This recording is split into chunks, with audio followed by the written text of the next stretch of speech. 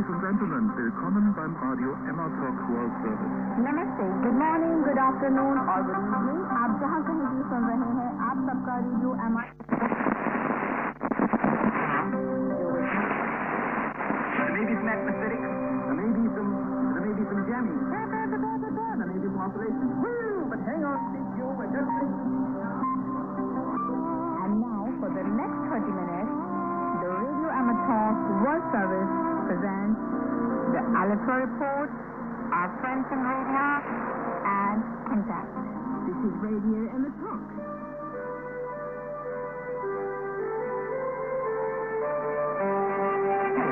Gentlemen, good to have you tuned in today for another episode of the Radio Amateur World Service.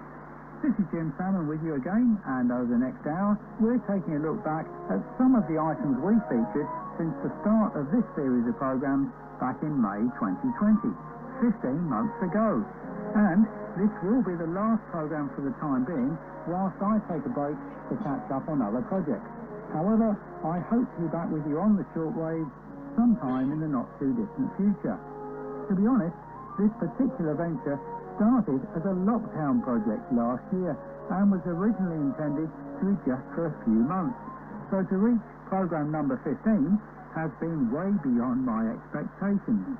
But never fear, I am like the proverbial bad penny and tend to have a habit of bouncing back. In case I forget later, I'd like to thank all of you for your input and support, and I look forward to doing this all again sometime soon. Meanwhile, back to today, and let's have a listen to a few items we prepared earlier.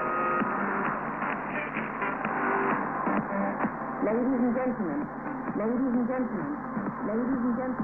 welcome to Radio Emma Talk. This is Radio Emma Talk, calling the world, calling the world, calling the world.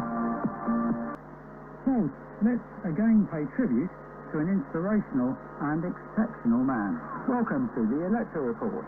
And today we take a look at the life of someone who played a major role in the development of British radio broadcasting.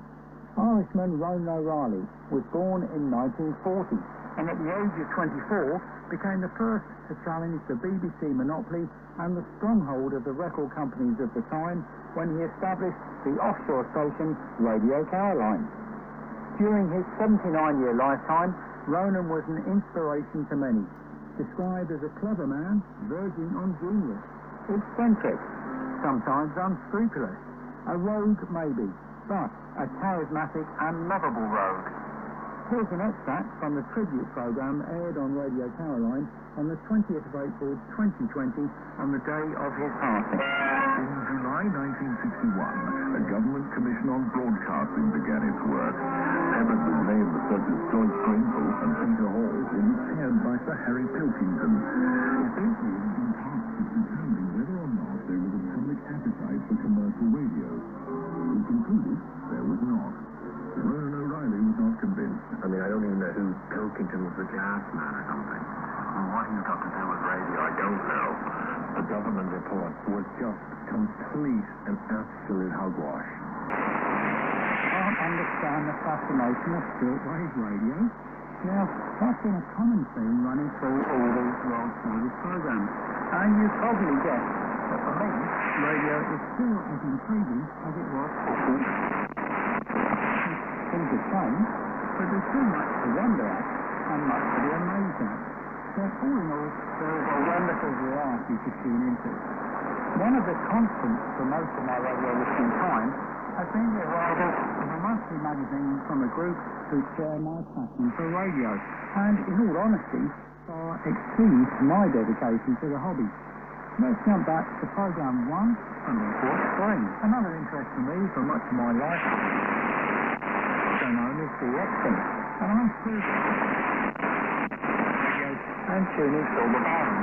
You never know for sure what you'll hear. It could be an international broadcaster from the other side of the world, or maybe a European station closer to home. Or, of course, you may tune through the ham radio band, or hear data signals, or Morse code. And if you're lucky, you may find yourself captivated by a secret numbers station. CBS News starts now. Now, of course, many stations today have listen online provided through their websites or radio players. But online SDRs give you the opportunity to actually tune across the bands, just like using a shortwave radio, some including medium wave and long wave. And so you can also listen to some of the more interesting transmissions between the bands. Again, from the Northern Utah SDR, here's a transmission on 9155 kilohertz, a Cuban numbers station.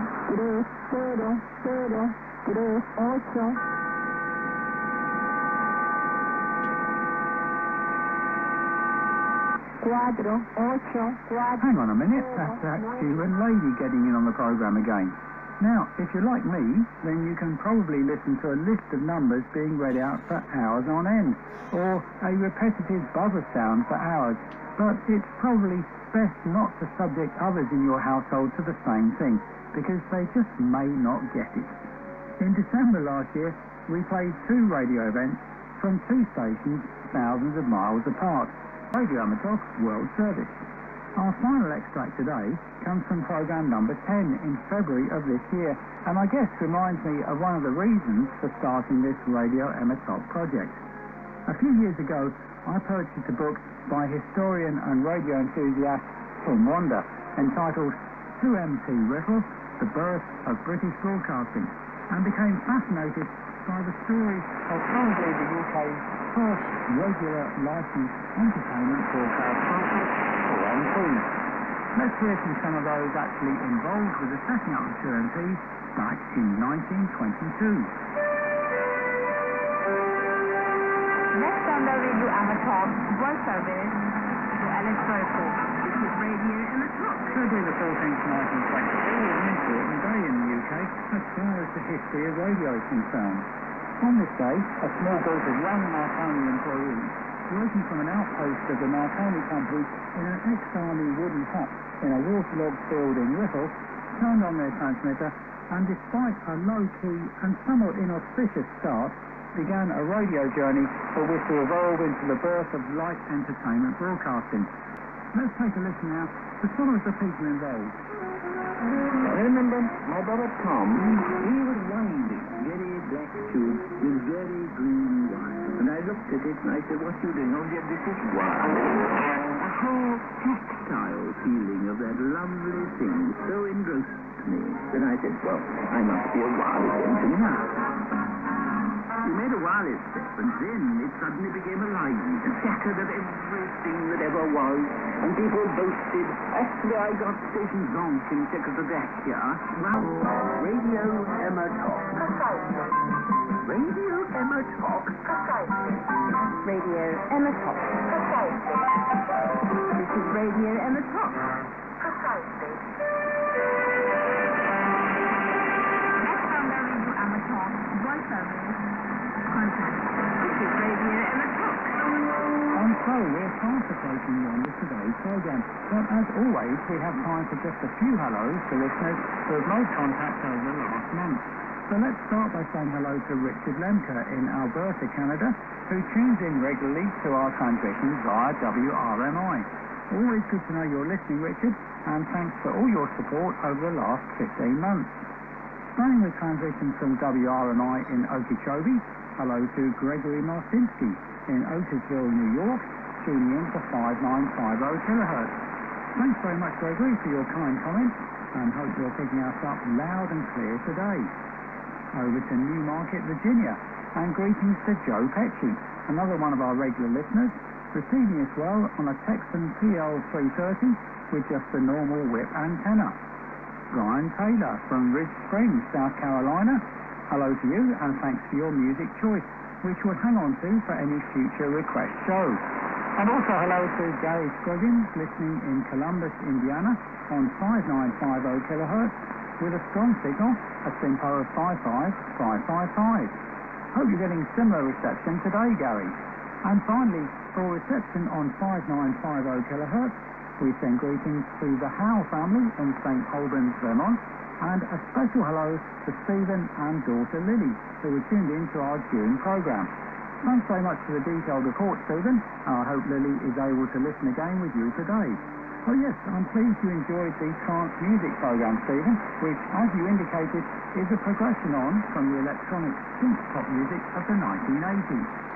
And finally, to reports in for transmissions via channel 292 on 6070 kHz. We say hello to Lucia Botto Fiora in Rapallo in Italy, listening in on a Grundig Satellite 500 attached to a 16-metre outdoor dipole antenna.